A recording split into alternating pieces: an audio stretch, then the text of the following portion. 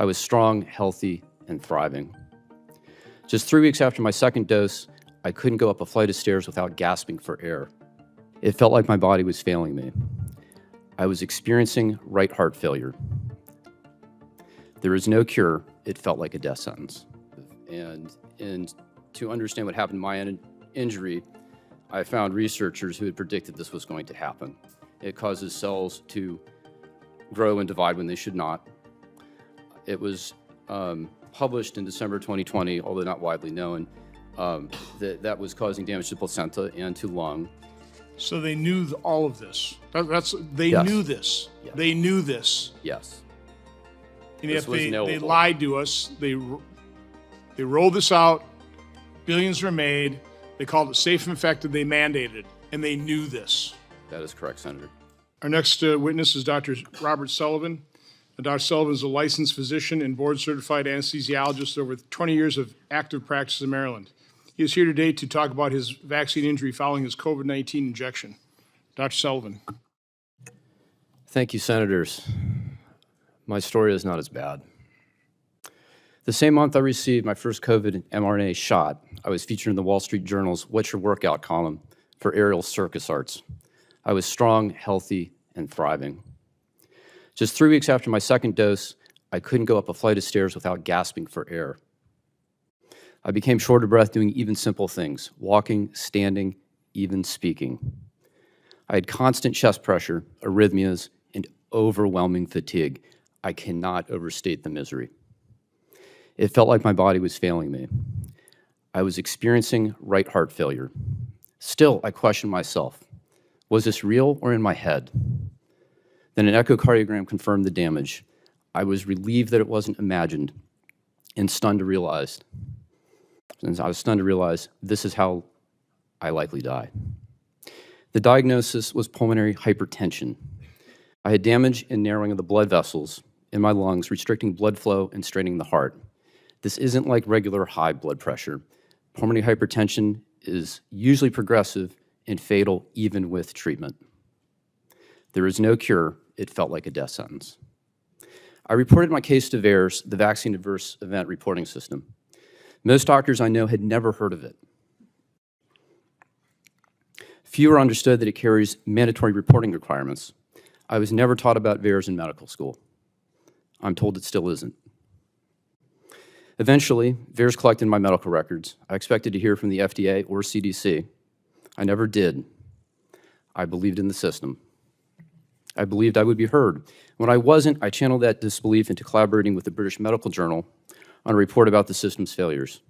What I learned is chilling. If you are harmed, you are on your own. I've had to adapt. Maybe some of the novel treatments I tried helped. On the outside, I look fine. I returned to running, even to aerial arts. That brings me joy, but also unease. I've lost half my lung capacity. If I can look this normal while carrying that much damage, how many others are out there suffering silently? In researching my condition, I found the Georgetown scientist who predicted my specific problem. The very same month of the vaccine rollout, he warned that spike protein exposure, whether from the virus or from the shot, could harm the blood vessels in the lungs and placenta.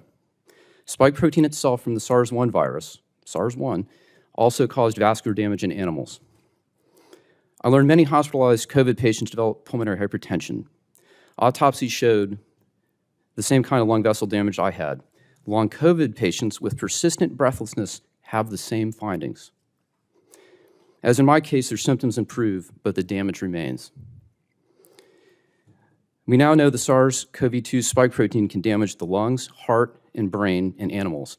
It is toxic, irrefutably so. I know that's uncomfortable to hear. One study found athletes who got mRNA boosters saw drops in aerobic capacity equivalent to aging 5 to 10 years in just 1 week. Why is this? I now see colleagues and patients struggling with daily tasks. Many are limited by unexplained shortness of breath. Could this be a spectrum of vascular damage like what happened to me? These are urgent questions. This is not normal aging. This is not simple deconditioning. Until we study this systematically, we won't know how many have been injured by COVID or by the spike protein itself. Our medical system must honor its foundational oath, do no harm. When harm does occur, the right thing is to recognize it, acknowledge suffering, and work to relieve it while advancing research into safer therapies.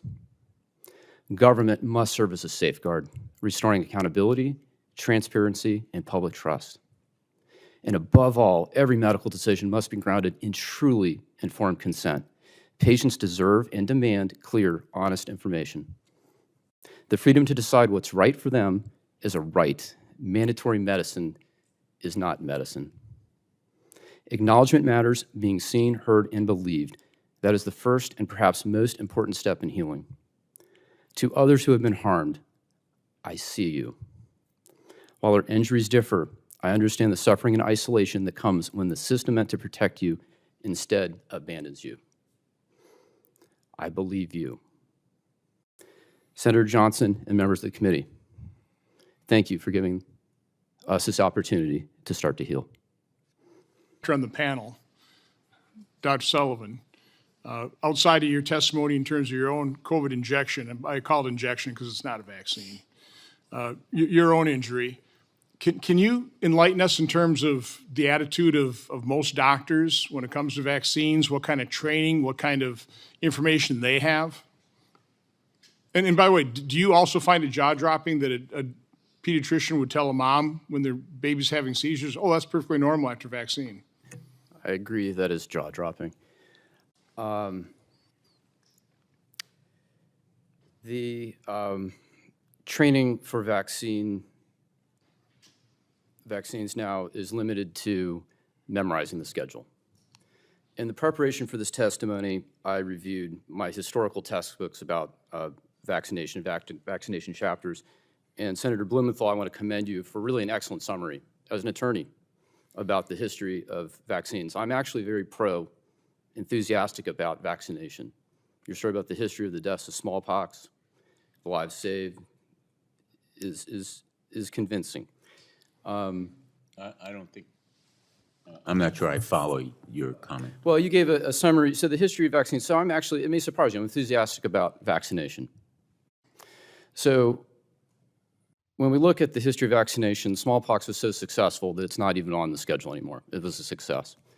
Then followed vaccinations to bacterial toxoids. That's the DTP vaccines. And then there was vaccination to viruses, MMR. And you talk about polio. That was a great fear in my mother's time. And we know, and I haven't seen these cases. I've seen maybe 2 cases of pertussis in my career, and I read about measles. I've never seen it. I wouldn't recognize these things. So we know from experience it's successful. What we're missing, though, and this is not taught in medical school, is there's a cost to this success.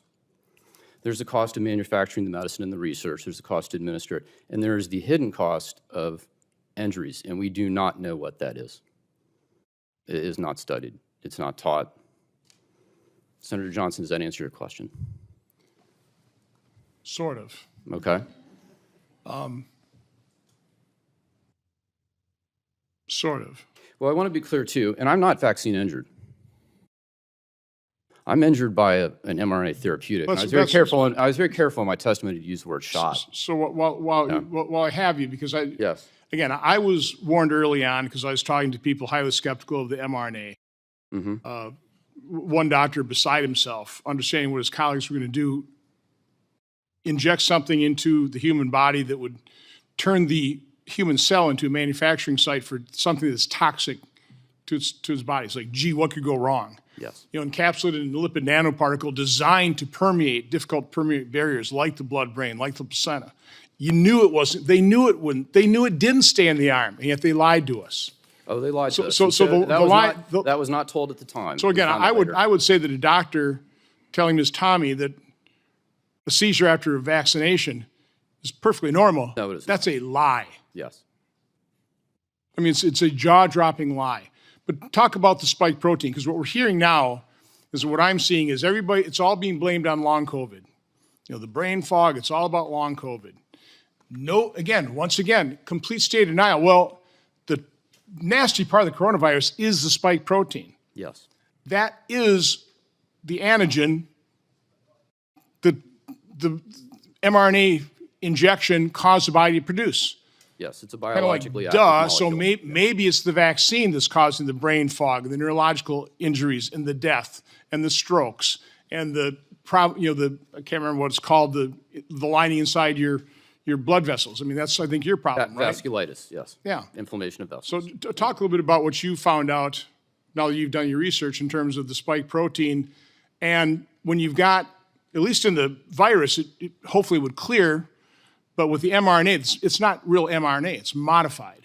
It's modified to not be destroyed by the body, to keep circulating. Now we have studies that the mRNA, that modified mRNA, it's circulating in the body for months. We haven't done that in much studies to find out how long, but we're finding it in tumors, we're finding it in other autopsy body parts, that type of thing. Can you just talk about that, and then we'll turn it back over to Senator Blumenthal. You're correct. There are many ways to lose with this new mRNA technology. There are problems with lipid nanoparticle. There is a separate set of problems with synthetic mRNA. It persists in some people 700 days and counting now. There will always be a problem when you load the instruction is to make a protein, in that it will present on the surface of the cell and will become a setup for autoimmune disorders. Separate from that, spike protein in and of itself is biologically active. And to understand what happened to my injury, I found researchers who had predicted this was going to happen. It causes cells to grow and divide when they should not. It was published in December 2020, although not widely known, that was causing damage to placenta and to lung. I was probably one of the very few doctors that knew that shot did not stay in the arm, and I don't even know how I found that information, but I would say that was virtually unknown. Later, I found this out to be true. I only found out spike protein was toxic later when I met the researchers, and I asked, how did you think to research that? Because they knew in 2005 with SARS-1 that spike protein alone, without the virus, would be enough to harm an animal. Later, in the research of the original novel bat human coronavirus, this is the 2015 research at UNC with Dr. Ralph Barrick, NIH, and Wuhan Labs. That was the gain of function research, and so they had a SARS virus that became more lethal, more transmissible. They attempted to do a vaccine for that trial. That was a traditional vaccine, not mRNA. They had vaccine-induced harm and lethality in the animals, and in the pathology slides of those animals, this is mice, you can see the same vascular lung damage that we're seeing today with SARS-2. So they knew all of this. They Yes. knew this. Yes. They knew this. Yes. And This yet was they knowable. lied to us. They rolled this out. Billions were made. They called it safe and effective. They mandated it, and they knew this.